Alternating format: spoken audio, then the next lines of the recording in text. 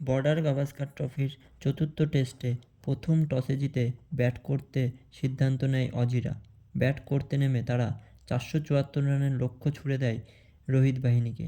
দ্বিতীয় দিন ভারত ব্যাট করতে নেমে 159 রানে 5 উইকেটে দিন শেষ করে। তৃতীয় দিন নীতিশ কুমার রেড্ডি ও ওয়াশিংটন সুন্দরের দুর্দান্ত ইনিংসে কামব্যাক করে ভারত। তবে দর্শক বন্ধুরা, রেড্ডির 100 রানের পর যেন আশ্বাস পেল টিম ইন্ডিয়া এবং তার বাবাকে দেখা গেছে গ্যালারিতে বসে ভগবানকে প্রার্থনা করতে। তবে তৃতীয় দিন 350 রানে 9 উইকেটে দিন শেষ করে ভারত। চতুর্থ দিন ব্যাটে নেমে রেড্ডি ও সিরাজ বেশিক্ষণ ক্রিজে লড়াই করতে না পারায় অল আউট হয়ে যায় ভারত। ভারতেরা 359 রানে 6 উইকেটে সেকেন্ড ব্যাট করতে নামে অজিরা। অজিদের মজবুত ব্যাটিং লাইন আপ তাসের ঘরের মতো ভেঙে ফেলে বুমরা ও সিরাজ। এদিন বুমরা 24 ওভার বল করে 56 রান দিয়ে 4 উইকেট তুলে নেয়। অপরদিকে সিরাজ 22 ওভার বল করে 66 রান দিয়ে 3 উইকেট তুলে নেয়। তবে তৃতীয় দিন ইন্ডিয়া ও অজিদের থেকে কিছুটা পিছিয়ে থাকলেও চতুর্থ দিন তারা কামব্যাক করে। তবে খেলার এখন যে পরিস্থিতি, তাতে ইন্ডিয়া হারতেও পারে, জিততেও পারে, আবার ম্যাচ ড্রও হতে পারে। তবে দুশ্চিন্তার বিষয় হলো রোহিত বিরাটের ব্যর্থতা। নিউজিল্যান্ড সিরিজ থেকে অফ ফর্মে ভারতীয় ক্যাপ্টেন। অপরদিকে বিরাট একটি ম্যাচে সেঞ্চুরি করলেও বাকি ম্যাচে তার ব্যাটে যেন কাজ করা বন্ধ করে দিয়েছে।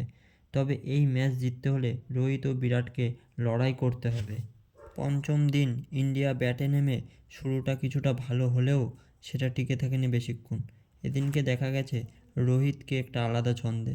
সে কিছুটা ডিফেন্স সুন্দরভাবে করলেও প্যাট কামিন্সের বলে মিচেল মার্চের হাতে ক্যাচ দিয়ে সেই একই রকমভাবে ফিরিয়ে যেতে হয় তাকে প্যাভিলিয়নে। তারপর বিরাট কোহলি মাত্র 5 রানে তার ইনিংস শেষ করে এবং KL রাহুল শেষ করে 0 রানে।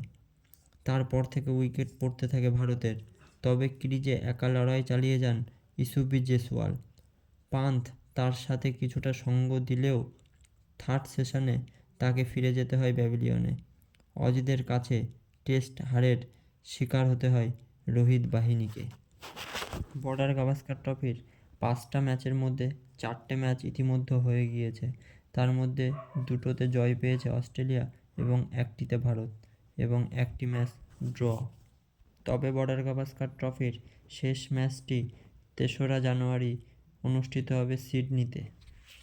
ভারত কি পারবে পঞ্চম টেস্ট জিততে? আপনাদের কি মতামত কমেন্ট বক্সে জানান।